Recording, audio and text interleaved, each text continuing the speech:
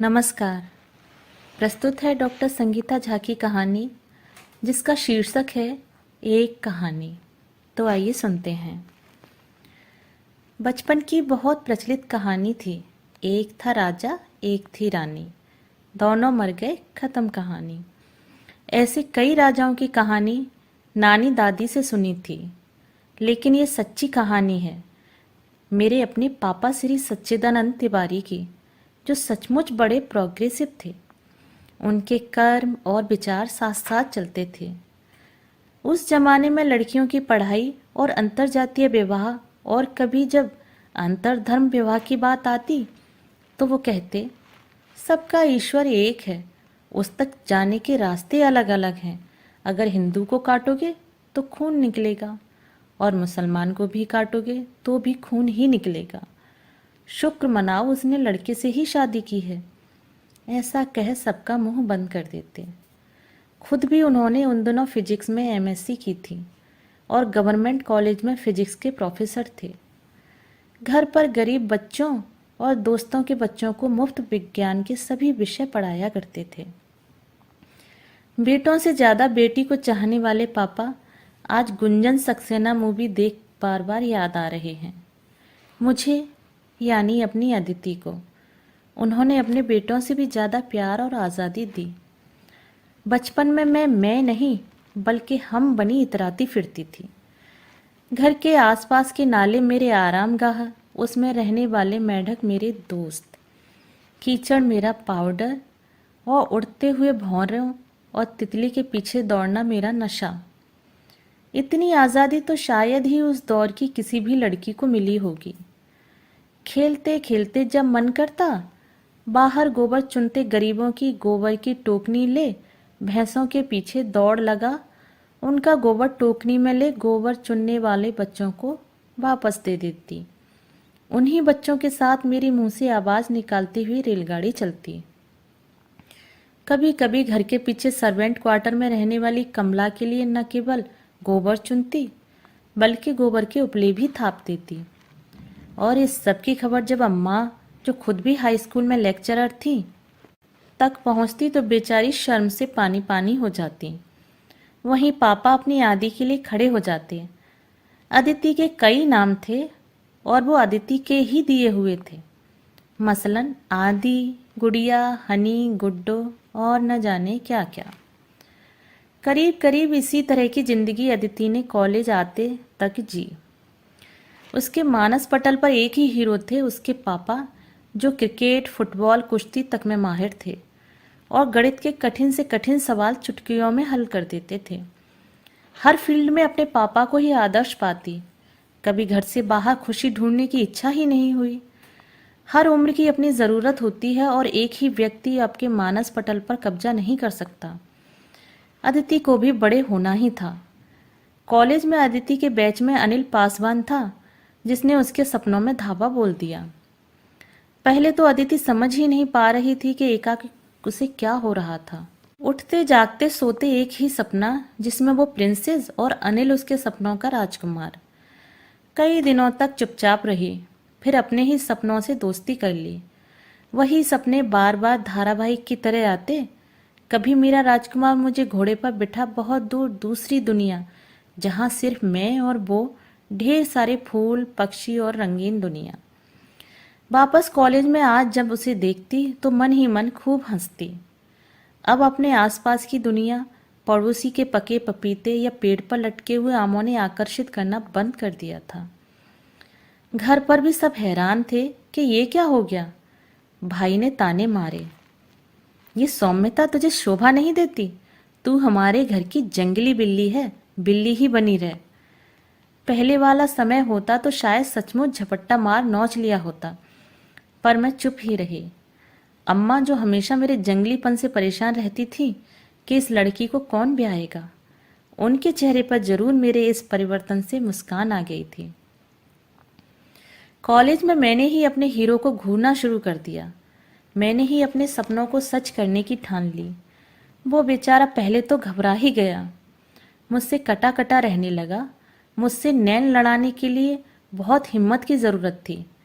मैं फिजिक्स के प्रोफेसर की वो पहलवानी में उस्ताद की बेटी थी। चाहे कितने भी बड़े रिफॉर्मर हों, पर अपनी बेटी को अपनी ही बेटी होती है। वैसे कमी तो मुझ में कुछ भी नहीं थी। पढ़ने में अव्वल, दिखने में सुंदर, यानी सूरत और सीरत दोनों में ही बाजी मारी थी। बस कमी थी तो ठहराव और सौम्यता की। बकरे की अम्मा कब तक खैर मनाती। मेरी नज़रों ने उसकी नज़रों को घायल कर ही दिया। पहले तो उसने कनखियों से मुझे निहारना शुरू किया, फिर उसकी नज़रें बदतमीज़ हो गईं। जहाँ मुझे देखती, उन्हें ये भी होश न रहता कि लोग भी आमने सामने हैं या क्लासरूम में सीरियस डिस्कशन चल रहा है। बस मुझे निहारना ही जैसे उसका एक ही काम था। डर के मारे मेरी आंखें अब नज़रें चुराने लगी थीं। फिर शायद ठीक मेरी तरह उसने भी मेरे सपने देखने शुरू कर दिए थे। काश प्यार नज़रों तक ही ठहर जाता, पर भला कभी ऐसा होता है? थोड़े दिनों बाद हम कभी कैंटीन तो कभी कॉलेज के लॉन में पाए जाने लगे। कभी जिंदगी भर साथ रहने की कस्में तो कभी भविष्य की प्लानिंग। समय पंख लगाकर उड़ रहा था और हमारी लव स्टोरी भी परफेक्ट फेरी टेल की तरह दौड़ रही थी। कभी मेरा रूठना, कभी उसका मनाना। हमने कभी कभी घर पर झूठ बोल बाहर भी मिलना शुरू कर दिया। अम्मा शक भी करती कि मैं झूठ बोलकर जाती हूँ, लेकिन फिर पापा मेरा रक्षा कवच बन जाते। कभी पापा ने घर पर जात पात की बात ही नहीं की। हमारे एक पड़ोसी हुआ करते थे, वैद्य साहिब। उनकी बेटी मधुरिमा ने अपने सहपाठी विक्टर से घर वालों के विरुद्ध जा कोर्ट मैरिज कर ली। ये उन दिनों की बात है जब अगर बिहार के ब्राह्मण की बेटी बंगाल के ब्राह्मण के बेटे से भी शादी कर ले तो गदर मच जाता था। वैद्य अंकल को भड़काने वालों की कमी नहीं थी, लेकिन पापा ने आगे बढ़ न केवल वैद्य अंकल को शांत किया, बल्कि उनकी बेटी दामाद को भी प्यार से घर ला सम्मान दिलाया। मैं तो बड़ी आश्वस्त थी कि मेरे प्यार को जरूर अब उसकी मंजिल मिल जाएगी, क्योंकि मेरे पापा तो इतने समझदार थे।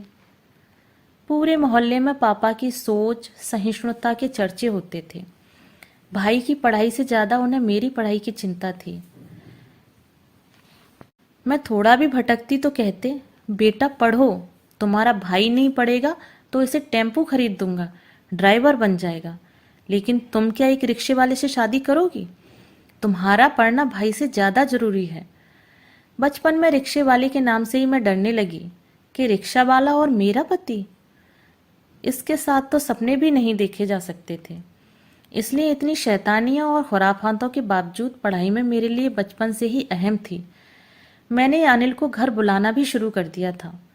अम्मा की शक की नज़रें देख मैं एक बार तो डर ही गई थी, लेकिन पापा ने वो डर भी दूर कर दिया। वो भी मेरी तरह किताबी कीड़ा था। इससे हमारे बीच नोट्स का भी आदान प्रदान होने लगा। हम इतना ज़्यादा साथ रहते थे कि हमारे बीच प्रेम से ज़्यादा दोस्ताना था। मेरे सपनों और मंजिल में हमेशा मंजिल की ही जीत होती थी। इससे इतने प्रेम के बाद भी पढ़ाई में कोई कमी नहीं आई थी। सब ठीक चल रहा था। पढ़ाई अपने अंतिम पड़ाव में थी। अनिल की इसरो में नियुक्ति हो चुकी थी। वो तो पढ़ने में अच्छा था, पर तब पहली बार मालूम हुआ कि जातिवाद में पढ़ाई, नौकरी सभी में रिजर्वेशन भी होता है। कभी मन में आया ही नहीं कि मैं सवर्ण और वो दलित। खैर, पापा सब देख लेंगे सोच मैंने इस विचार को भी दिमाग में पनपने नहीं दिया। इम्तहान भी खत्म हुए और अनुकूल परिणाम भी आए। दोनों ही फर्स्ट डिवीजन में डिस्टिंक्शन के साथ पास हुए। मैं आगे किसी अच्छी यूनिवर्सिटी से पीएचडी करना चाहती थी और उसकी तो नौकरी थी ही। वो श्री हरिकोटा चला गया और मुझे उसकी बहुत याद सताने लगी। जब हम किसी के साथ रहते हैं तब घर की मुर्गी दाल बराबर वाली भावना रहती है, और जब दूर हो जाते हैं तो एहसास होता है कि उसका साथ कितना जरूरी है। हमारे इस प्रेम के दो राजदार भी थे। एक अनिल का खास दोस्त अनंत और दूसरी मेरी दोस्त अनीता। कितना भी पापा पे विश्वास हो या गर्व हो, लेकिन फिर भी अपने प्रेम पत्र तो मैं घर पर ही मंगवा नहीं सकती थी। मेरे पत्र अनंत के घर पर ही आते थे। अपने पहले ही पत्र में अनिल ने मुझे बताया कि उसके जॉब में पापा का बड़ा हाथ था। इसरो के चीफ पापा के बड़े अच्छे मित्र थे। मैंने मन ही मन सोचा, मुझे क्यों नहीं जॉब? उन्होंने दिलवाया। शायद दामाद का ज़्यादा ख्याल रखा पापा ने। वो भी बड़ा आश्वस्त हो गया कि पापा हमारी शादी के लिए मान लेंगे। इस विरह में हमारी चिट्ठियां शायरी और तुकबंदियों से भरी रहती। मसलन, सोने की थाली में हीरे चमकते हैं, डार्लिंग तेरी याद में आंसू टपकते हैं। फिजिक्स के विद्यार्थी होने से हिंदी साहित्य में हमारी पकड़ बड़ी उथली थी। मेरे लिए भी उसके बिना रहना बड़ा निरर्थक सा था। इसलिए मैंने उससे शादी करने की जिद की तो वहाँ से 1 महीने की छुट्टी लेकर घर आया। मैंने भी पार्लर जा अपना फेशियल करा, खुद को चमका लिया। मेरे इस परिवर्तन से घर वाले हैरान थे। मैं उन्हें सरप्राइज देना चाहती थी। वो आया और हम अनंत की मदद से बाहर मिले। मैं बड़ी खुश खुश घर आई और मैंने पापा से कहा हम शादी करना चाहते हैं। पापा कुछ देर सोचे और बोले, ठीक है बेटा, जैसी तेरी मर्जी। मैं अनिल के घर वालों से बात करने चला जाऊंगा। अम्मा का मुंह उतरा हुआ था और वो सारी रात बड़बड़ करती रहीं। दूसरे दिन सुबह सुबह पापा घर से निकले और बड़ी देर बाद घर आए। चेहरा भी तमतमाया हुआ था। पापा मेरे पास आए और मुझे छाती से लगाते हुए बोले, बेटा मैं हार गया। बहुत कोशिश की मैंने उन लोगों को मनाने की, पर वो लोग अड़े रहे।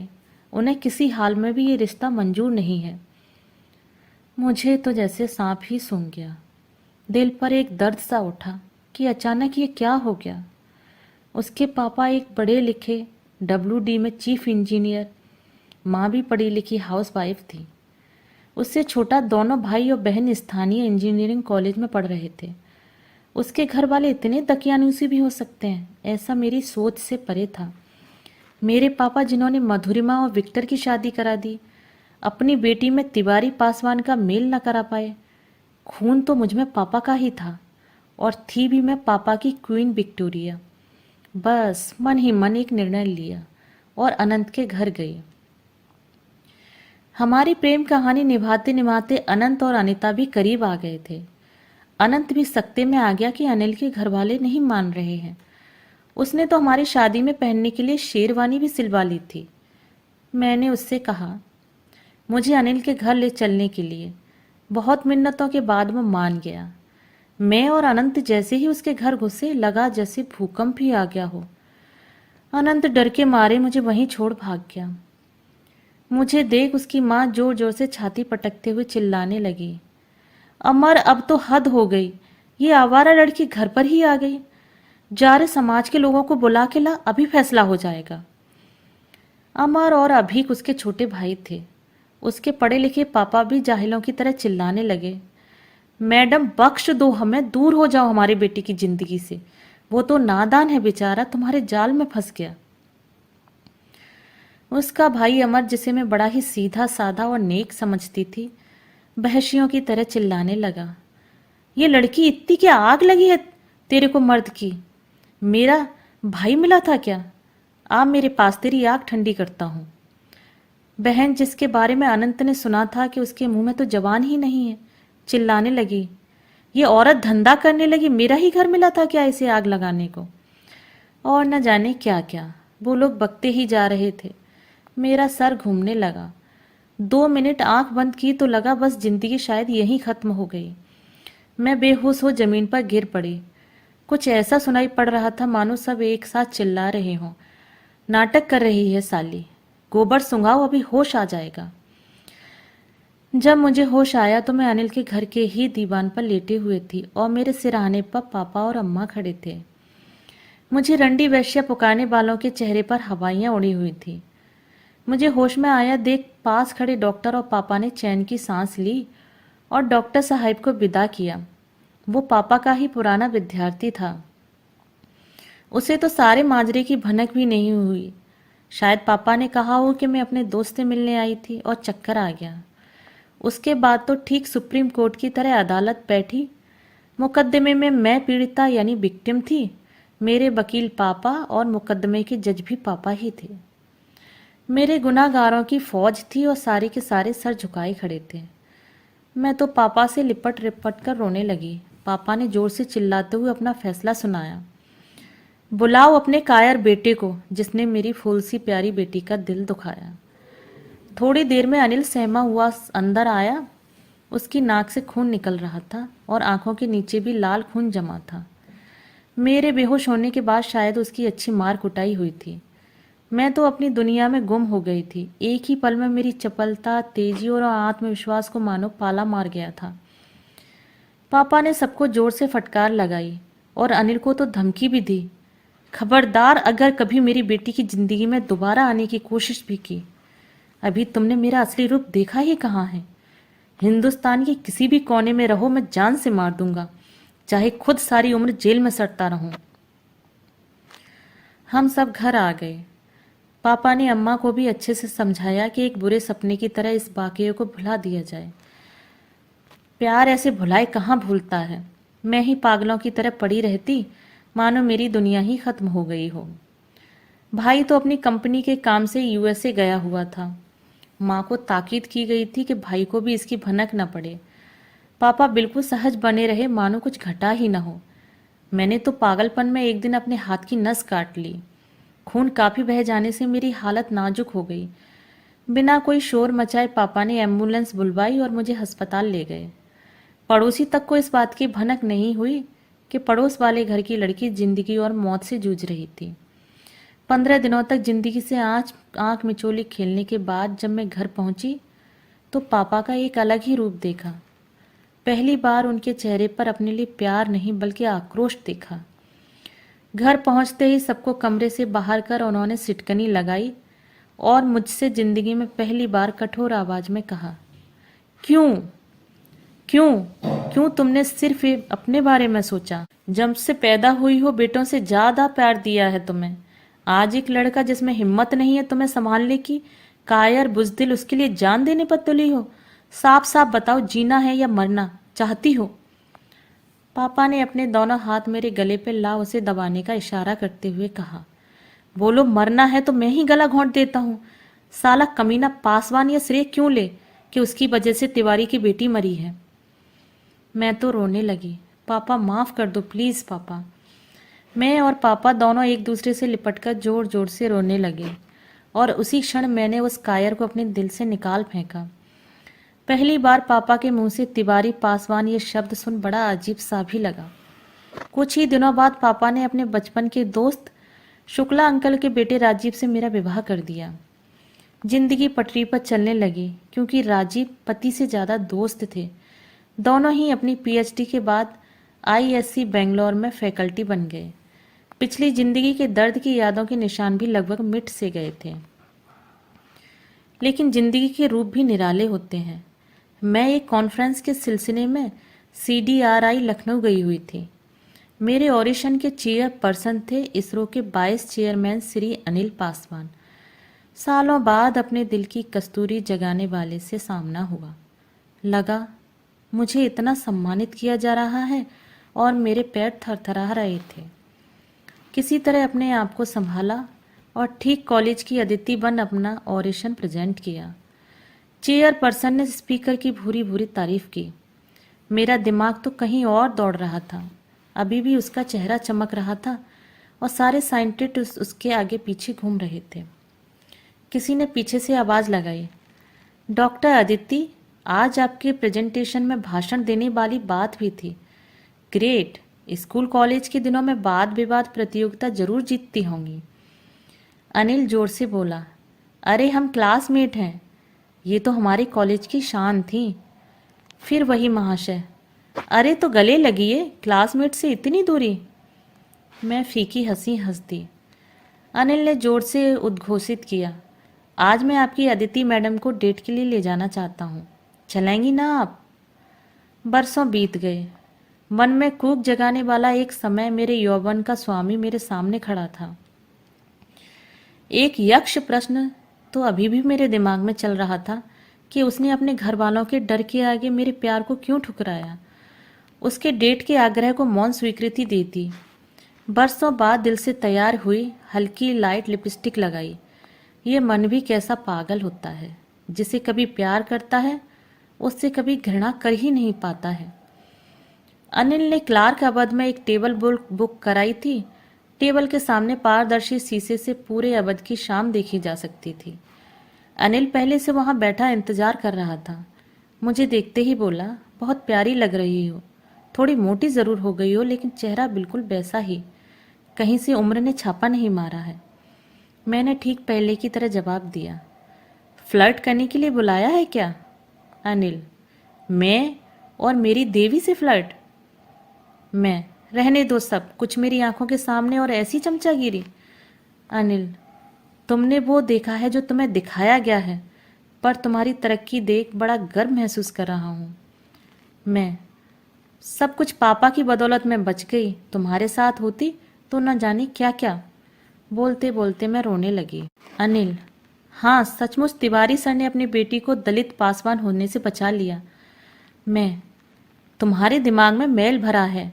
माई फादर द ग्रेट, उनकी सोच ही नहीं है ऐसी।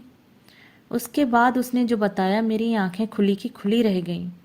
पापा को जब पता लगा मैं और अनिल शादी करना चाहते हैं, तो वे 10 पहलवान गुंडे लेकर उसके घर गए और अनिल के पापा भाइयों और बहन को भद्दी भद्दी गालियां दी और मुझसे दूर रहने की सलाह दी। अनिल के पापा ने कहा, तिवारी जी आप तो समाज को बदलने के लिए जाने जाते हैं। पापा, चुप साले हरामखोर, तुझे लगता है मैं अपनी इकलौती बेटी को एक दलित से ब्याह दूंगा? तेरे बेटे को गंदा करने के लिए मेरा घर ही मिला था क्या? पासवान साहब बहुत डर गए और उनके पैरों पर गिर गए। अपने बेटे के प्यार की भीख भी मांगी, लेकिन पापा टस से मस भी नहीं हुए। उनके साथ आए पहलवान ने अनिल की मां के बाल खींचकर कहा, देख औरत, तू रोक ले अपने बेटे को, नहीं तो तेरी बेटी को हम उठा लेंगे। जाते जाते धमकी भी दी। इस बात की भनक उनकी बेटी अदिति को नहीं होनी चाहिए, और ड्रामा भी इस लेवल का होना चाहिए कि अदिति कभी मुड़ कर भी अनिल की तरफ ना देखे। इनफैक्ट जब मैं अस्पताल में अपनी नस काट कर भर्ती थी, इसका पता भी अनिल को बाद में चला, क्योंकि उसे तो डर के मारे उसके घर वालों ने एक कमरे में बंद कर रखा था। हर दिन उसकी माँ और बहन रो रो कर अपनी इज्जत की दुहाई मांगते थे। मुझे तो पापा में अब चाणक्य दिख रहे थे। राजीव बहुत अच्छे इंसान हैं, मेरे मित्र हैं। कितना भी नाटक करूं, लेकिन सच तो ये था कि अनिल को भुला पाना मेरे लिए नामुमकिन था। किसी तरह खाना खाया, मेरी जोर से रुलाई फूट पड़ी। अनिल अपनी जगह से खड़ा हो गया और मेरी पीठ सहलाने लगा। सचमुच उसकी छुअन में एक सहारे का एहसास था, ठीक वैसा ही जो मैं अपने जीवन के पहले पुरुष यानी पापा की बाहों में पाती थी। दोनों प्यारे मित्रों की तरह गले मिले हमने एक दूसरे से विदा ली, और कोई चारा भी नहीं था। वापस बेंगलोर आ मैंने राजीव को सारी बात बताई, तो राजीव ने मुझे बाहों में भरकर कहा, श्री चाणक्य ने मेरा फायदा करा दिया, नहीं तो मैं कुंवारा ही रह जाता। जाने मन आपका अनिल कुछ भी कहे, लेकिन कायरों की इस दुनिया में कोई जगह नहीं। राजीव के लिए ये आई गई बात थी, लेकिन मेरे लिए तो वो कभी ये ही मरने जीने का सबब थी। पहली बार इस सच्चाई का पता चला कि हाथी के दांत खाने के और दिखाने के और। पापा पर भी गुस्सा आया, लेकिन कुछ रिश्तों को हम निशर्त जीते हैं। समय बीतता जा रहा था। भाई अमेरिकन सिटीजन बन गया था, और हमेशा की तरह मेरे बब्बा शेर पापा मेरे देश महान की रट लगाए हुए थे। अम्मा बेटी के पास गई थी, पर पापा को कैसे अकेले रहने देती। पता नहीं अम्मा को अंदर ही अंदर कौन सा दुख खाए जा रहा था। असमय ही हृदय घात से चल बसी। भाई समय पर पहुंच गया था, हमारी तो मानो दुनिया ही लुट गई थी। लेकिन मैंने पाया कि पापा इस दुख के समय भी भाई को समझा रहे थे। माँ के पैर अर्थी से थोड़े बाहर रहने चाहिए, क्योंकि पैर हमारे शूद्र होते हैं। ब्रह्म के सिर से हम उत्पन्न हुए हैं, यानी ब्राह्मण, भुजाओं से क्षत्रिय, पेट से वैश्य और पैरों से शूद्र। सबसे पहले माँ को मुखाग्नि देना, कपाल क्रिया जरूर करना। ये सब सुन मुझे पापा से घृणा होने लगी। माँ तो पूरी हमारी हैं, चाहे पैर हों या सिर। इतनी बड़ी बड़ी बातें करने वाले पापा के ऐसे विचार। भाई माँ की तेरहवीं कर वापस चला गया। पापा मेरे साथ थोड़े बदलाव और थोड़ा समय मेरे बच्चों के साथ बिताने के लिए बेंगलोर आ गए। मेरे दोनों बच्चों से पापा की अच्छी दोस्ती भी हो गई। 1 महीने बाद पापा को वापस जाना था, लेकिन होनी को कुछ और ही मंजूर था। सारे देश में लॉकडाउन हो गया और पापा को मजबूरन अपने शहर को छोड़ अपने साथ रहने पर मजबूर होना पड़ा। पापा तो 10 दिनों के बाद ही अपने शहर अपने दोस्तों के पास जाने को मजबूर हो रहे थे। जिंदगी भर बेटी बचाओ बेटी पढ़ाओ का नारा लगाने वाले तिवारी जी का दामाद के घर दम घुट रहा था। पापा मेरे ही नहीं बल्कि भाई के भी हीरो थे। माँ के मरने पर जब उन्होंने सवर्ण और शूद्र की बात की तो भाई को भी शायद अच्छा नहीं लगा, पर वो चुप रहा। सारी फ्लाइट्स कैंसल्ड थीं और पापा के पास हमारे यहाँ रहने के सिवा कोई चारा नहीं था। पापा बहुत ही बुद्धिमान थे। मेरे बेटे से उन्होंने ऑनलाइन लेक्चर्स गूगल पे सब सीख लिया था। अमेरिका में रहने वाले अपने बहू बेटी से रोज वीडियो कॉल करते थे। रोज मास्क और पारदर्शी हेलमेट पहन सब्जी फल दूध लेने कॉलोनी के ही मार्केट जाते थे। मैं बहुत समझाती कि समय ठीक नहीं है, पर समझें तब तो। राजी मुझ पर झुंझलाते, देखती नहीं पापा कितनी सावधानी से रहते हैं, हमेशा मास्क पहनते हैं, सैनिटाइजर से हाथ धोते हैं, और तो और कहीं कुछ खाते पीते भी नहीं। घर के अंदर बंद रहेंगे तो पागल हो जाएंगे। पापा भी बड़े खुश, बाहर घूम फिर सकेंगे। बचपन में मुझ पर अपना सारा प्यार लुटाने वाले पापा का झुकाव मैं अपने बेटे पर ज़्यादा देखती और हर दिन उसके एक कहानी, चाहे महाभारत या रामायण से सुनाते थे। बेटी ने मेरा खून विरासत में पाया था। हर कहानी पर प्रश्न करती। पापा को उसमें दूसरी विद्रोही अदिति नजर आ रही थी, और अब तो वो अपनी जड़ों को से भी कट चुके थे। साथ देने वाला कोई पहलवान भी नहीं था। बेटे कबीर ने अपने नाना की स्टोरी सुनते हुए वीडियो रिकॉर्डिंग की और यूट्यूब में डाल दी। थोड़ी ही देर में ढेरों लाइक्स आ गए और घर बैठे बैठे पापा स्टोरी टेलर के रूप में फेमस हो गए। इन कहानियों में पापा ने अपने भीतर के धर्म के शैतान को दबाए ही रखा। किसी भी कहानी में ब्राह्मण शुद्ध की बात नहीं की। लेकिन मेरे बेटे कबीर को अक्सर बताते कि हमारी उत्पत्ति ब्रह्मा के सिर से हुई है और हम सर्वश्रेष्ठ हैं और पैरों से शूद्र निकले हैं। एक दिन जब पापा यही राग आलाप रहे थे तो मैं पीछे खड़ी थी। मैंने तुरंत उत्तर दिया, बेटा, जैसे हम ब्राह्मण हैं वैसे ही इसरो के vice chairman doctor Anil Paswan शूद्र हैं। हमारे पैरों की चप्पल। मैंने एक पैनी नज़र पापा पर डाली और वहाँ से निकल गई। बेटा नाना को बड़े प्यार से समझा रहा था। नाना, मम्मा तो बिल्कुल ये बातें अच्छी नहीं लगती हैं, और अनिल अंकल तो कई बार आईएससी में एज ए गेस्ट स्पीकर आते हैं। मम्मा के बहुत अच्छे दोस्त हैं। उन्होंने शादी भी नहीं की है, और अपनी छोटू, मेरी बेटी, तो अनिल अंकल की ज़बरदस्त फ़ैन है। उसके बाद पापा थोड़े बुझ से गए। शायद उन्हें अंदाज़ा हो गया कि मुझे उनके अंदर के चाणक्य का पता चल चुका है। पापा की कहानियों का सिलसिला चल रहा था। लोग लॉकडाउन में बेरोजगार हो रहे थे और पापा घर घर में छा रहे थे। बचपन के सभी दोस्तों पड़ोसियों के फ़ोन लगातार आ रहे थे। भाई के बच्चे और उनके भारतीय मूल वाले मित्र पापा की कहानियों के फ़ैन हो चले थे। कोरोना कहर और लॉकडाउन के बीच भी हमारे घर में सब कुछ अच्छा चल रहा था कि एक दिन अचानक सुबह पापा को बुखार, हरारत, गले में दर्द हुआ। पापा का कोविड टेस्ट पॉजिटिव आया और पूरी कॉलोनी में हड़कंप मच गया। ये पहला केस जो था, 2 दिन पहले ही पापा के कुछ इंटरनेट फैन पापा को पता चलते ही घर पर पापा से मिलने आए। मेरे मना करने पर भी पापा मास्क पहन उनसे मिलने और मास्क उतार उनके साथ अपनी तस्वीर भी उतरवाई। ये उसी का खामियाजा था।